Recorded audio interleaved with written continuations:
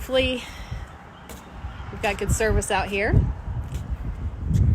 And we can go live. If any of you are out there with me, I'm going to give it a few minutes. I have a seat here. Give it a few minutes. Hey, Nathan. Good to see ya. It's cold. It's freezing up here in Ringgold, Georgia.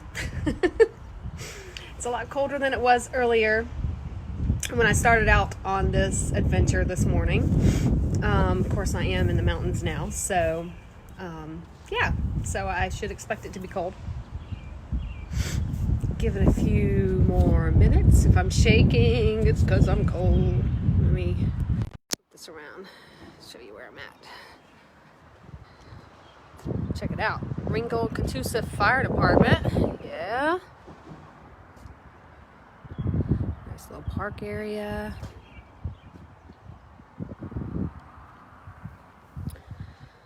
Whew, it has been a day, y'all.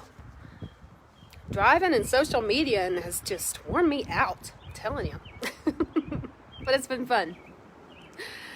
Hi, Dan. You've been following all day. Thank you. I appreciate that. It's been fun. I'm glad I didn't have to take this trek alone. Had all you guys with me. And hopefully we can archive this this video, and since it's live, different from the videos I was uploading before, and we can save them all as one package. I feel like I'm on like a Netflix series. So, you know, but no, we're gonna end the trek, the trail, the chase here in Ringgold, Georgia, and I'll go ahead and wrap it up. I am sitting here on a platform that's been built overlooking the original Wni Depot built in the 1850s for Ringgold, Georgia. We're about 30 miles away from Chattanooga, I think is what I saw. And let's see, we last left Tunnel Hill with the Raiders, and they were, if you remember, they were losing steam, and the Texas crew realized they were losing steam, and they, you know, were still in hot pursuit. Well, they made it all the way up here, the General and Andrews Raiders made it up here, slow rolling through Ringgold, not moving very fast at all, but still, the Texas still didn't quite catch them, and they made it a little ways, about, I don't know, not quite a mile, I don't think, up that direction, and before they ran out of steam, they ran out of things to burn, and they were trying to, you know, burn anything they could to keep that engine going, and they ended up breaking up one of the last box cars and burning that. So they ran out of things, and finally the General rolled to a stop just up the road here, and of course not 500 feet behind them was the Texas. So Andrews looks at his men, said, "Head for the hills, boys, you're on your own." All 20 of them took off for the hills of North Georgia. And at this point, you know, it had been a day for Captain Fuller, you know, since he had to jump up from his breakfast back in Big Shanty and give chase to catch his train. And so he was hopping mad still. He wanted revenge. And so he took off for the woods. By this point, the telegraph that had been sent back in Dalton, I think, it made its way through to Chattanooga before the Raiders were able to cut the wires. So by this point, there were a lot of people who ended up in the area. They rounded up all the Raiders. They did all get caught, and the chase officially ended. But that's really only part one to the whole story. So part two is going to be real quick, in about 2 minutes for you guys. Part two is they all get rounded up, Raiders and Andrews and his men, and they all get put in jail. They start off in the Chattanooga jail, ended up down in Atlanta, and then half of the Raiders, including James Andrews, were hung for being spies at a site just outside of Oakland Cemetery. And the other half waited for their day to be hung, tried and hung. When they lucked out, they got traded. It's been a long day, y'all. They got traded back up north in a prisoner exchange. So they got to go back home. And once they got home, President Lincoln decided to summon them to Washington, D.C. He needed a way to boost the morale of the Union Army at this time, and decided to start awarding men, no women yet, but men, the brand new Medal of Honor, which he had come up with. So he called the raiders who were left, who survived, back to D.C. and awarded them the very first Medals of Honor for our nation's history, Jacob Parrott being the first one. As you can imagine, there are so many more details, fascinating details to this whole story. Even on the chase along the way, I really botched a lot of it, I'm sure, but it's the book that I was using today. Again, I know I keep hyping it, but it really is a good book. Let me turn it around so you can read it. Really is a good book. And if you're in quarantine and looking for something to read, local history, I highly recommend it. Again, we do sell it at the Marietta Museum of History, but you can get it all over the place. It's great. Hi Rob, you've been following. Thank you for following all day. I appreciate it. I love my job, and I love that I get to do things like this. So it's a lot of fun to share our local history and to get out of the office sometimes. Usually I'm creating exhibits or giving tours inside the museum, or historical inquiries, doing research for people, a variety of things. So this was a nice way to kind of get out of the office a little bit. Does anybody have any questions? I can try to answer them. You can look at that depot again. You don't have to stare at me. I didn't go on the other side of the depot yet, but I imagine the town of Ringgold is on the other side. If it's anything like some of these other little towns I've come through, I'm sure it's cute and adorable, and trying to stay afloat in this madness. They do have, I can walk over here, they do have a historical marker here commemorating that this is the last stop, that this is where the train chase ended. Come over here. It's in sad shape though. Somebody needs to come give it a little TLC. But there's a map there that I actually have a much better copy of in my car.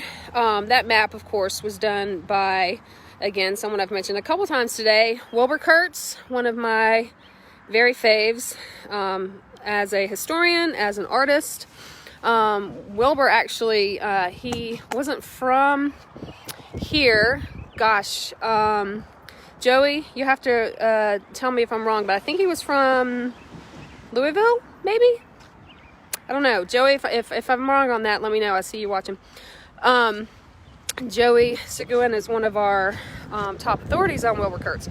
And anyways, Kurtz came down to Atlanta and doing his own research on the chase. He was fascinated by the story, and this was back in the 20s, I think. And he ended up meeting Captain Fuller, who was still alive, and falling in love with Captain Fuller's daughter, Annie Laurie, and marrying her. So he had pretty close connection to the chase and to Fuller, and he ended up interviewing a number of actual raiders over the years before they passed away, and getting a lot of great information from them. And so then he really researched and documented a lot of the sites that we have today.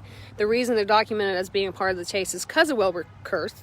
And ooh, I shivered. It's cold. Oh, thank you, Joey. Alternated watching me and listening to a Kurtz Vogel interview. So then he was born in Illinois, then Indiana, then came to Atlanta in 1903. Okay, earlier than I thought. Okay, thank you. So anyways, Kurtz went on to document this history of the chase, as well as a lot of our North Georgia Civil War history sites all over the Atlanta campaign. And all of his notes are, and letters and papers are at the Atlanta History Center archives, and they use a lot of his information in their new cyclorama exhibit that they've done. Kurtz actually helped to restore the cyclorama back in the day. So he was involved in that too. Let's see, Dan.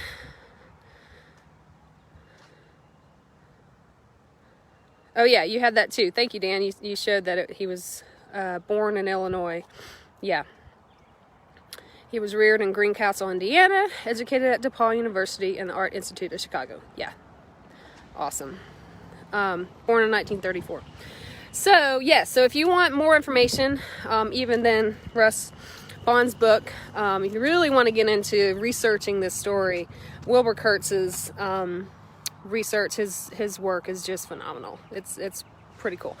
His artwork is beautiful too. I have some of it, not originals because I can't afford this, but I have prints. That's all I can do for now. Any other questions about the chase? Let's see. We started in Big Shanty. Oh, I didn't start, in Marietta because you guys have seen Krista and I doing videos in Marietta plenty. But we do have a great documented history of the chase at the Marietta Museum of History. We have one room dedicated to the chase, to Andrew's Raiders. We recreated the hotel room in our building because our building was the hotel where they spent the night before they stole the train. And so we recreated the hotel room, tell the story of the chase in there, of how they, some of them almost backed out the night before. So, could have changed history if Andrews had listened to them. Thank you guys. Boone, Dick, thank you. Appreciate it. Appreciate the kind words. What else? Oh, one of the side things I'll mention that is an interesting theory that I have is my good boy Henry Greene Cole. He's a local legend in Marietta. He was a Union spy. He was Union supporter during the war. And, oh, one of these fun little cars coming by. Go CSX. Woo! So Henry Greene Cole was a Union spy, but he didn't get caught until 1864. So back in 1862, when all this is happening, he's running the Marietta Hotel, which is on the south side of the Marietta Square. We do know that there was a pretty tight underground group of Union supporters in the Atlanta area, and he was one of them. And that he had a pretty good knowledge of the railroad and of this area of North Georgia that he very possibly could have shared with Andrews. We know that the night before the raid, James went over. He left all the guys at the Kennesaw House Hotel, which is my building, and not mine personally, but and went over to check on the two men who were staying at the Marietta Hotel. Knowing what I know and feel in my heart, I feel like he probably also had a little meeting with Henry Greene Cole to get some inside information on maybe the route, maybe on just North Georgia in general. Who knows? But yeah, I feel like Henry Greene Cole was also somehow involved, possibly. Another interesting side note is the couple that owned our hotel, the Kennesaw House Hotel, were Dixon and Louisa Fletcher. They were also Unionist supporters. They had 3 daughters. One daughter ended up marrying Henry Greene Cole. So, but their middle daughter was actually the only one in the family who supported the Confederacy.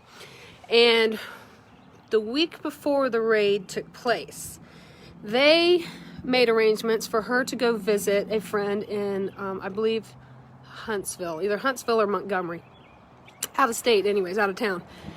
And I think it was pretty convenient knowing that one of the raiders, Marion Ross, actually was an old college schoolmate of Eliza Fletcher's.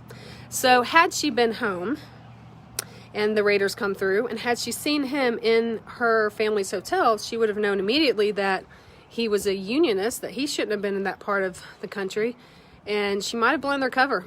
So you never know. There's a lot of little loose ends, at least in Marietta, that I know, and I'm sure all the way up the chase there's a lot of other little loose ends and tidbits about the story that we may never know the truth, but we can always imagine.